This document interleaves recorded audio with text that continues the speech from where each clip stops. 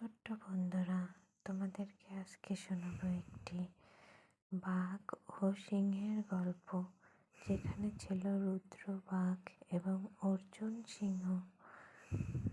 ওরা দুইজনই বন্ধু ছিল। রুদ্র নিজেকে খুব শক্তিশালী ভাবত। সে ভাবত তার শক্তি সব, কিন্তু বুদ্ধিমান সিংহ অর্জুন জানত আসল শক্তি অহংকারে নয়, ভালোবাসায়। যখন একটি ছোট্ট হরিণ ছানা বিপদে পড়ল, আর অর্জুন এবং রুদ্র তাদের অহংকার ভুলে গিয়ে বন্ধুত্ব দিয়ে তাদের বাঁচালো।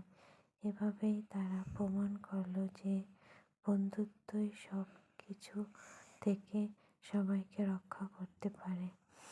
একা নয়, সবাই মিলে সব কিছু করলে যে কোনো বিপদ মোকাবেলা করা যায়। এই গল্প থেকে আমরা কি শিখলাম বন্ধুরা? আমরা যদি সবাই মিলে চেষ্টা করি